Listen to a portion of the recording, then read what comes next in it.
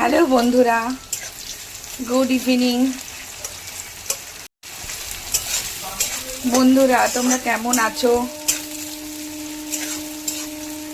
প্রচণ্ড গরম, কোনো বৃষ্টির কোনো কি বলবো, একটু আধটু বৃষ্টি হচ্ছে, সেরকমভাবে বৃষ্টিও হচ্ছে না।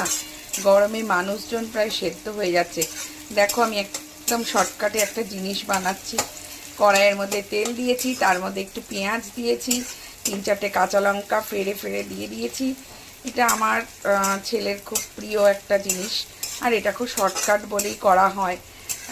যখন তখন মনে হলো এটা দিয়ে একটুখানি রুটি খাওয়া বা ভাত খাওয়া গরম গরম, ওই জন্যেই করে ফেললাম।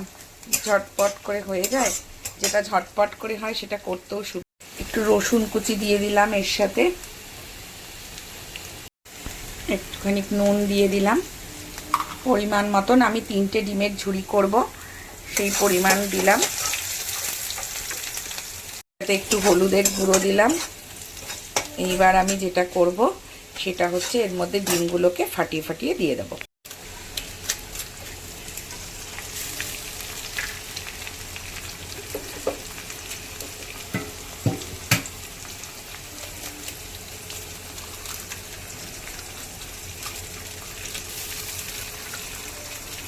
আমি এক হাতে ফোন ধরেছি আর এক হাতে তোমার সাথে গল্প করছি।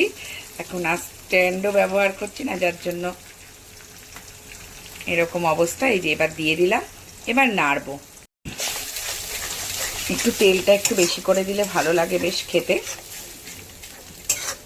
এবার একটু ফ্লেমটাকে হাই করে দিয়েছি।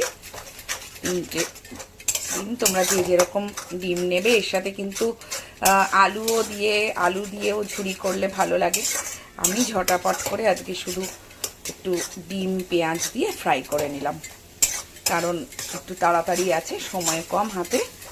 আর এটা খুব ভালো লাগে। আর এটা দিয়ে আরেকটা অন্য রেসিপি হয় এরকম করে ঝুরি করে ডিমের মালাই, সেটা একদিন তোমাদের সাথে অবশ্যই শেয়ার করব। তার সাথে দুধ ব্যবহার করতে হয়, হয়তো তোমরা অনেকেই জানো, কিন্তু ওটাও খেতে কিন্তু অসাধারণ লাগে।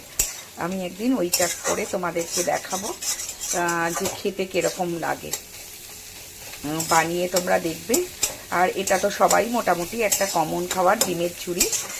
তাও একটুখানি গল্পও করা হলো, আর আমার কাজটাও এগিয়ে গেল। বেশ ভালোই লাগে এরকম গল্প করতে করতে একটু রান্না করতে, একটা আলাদা এনার্জি। ঠিক আছে, তাহলে নাও, এখন প্রায় আমার এটা হয়ে এসছে। এখন তাহলে এখানে আমি রাখছি।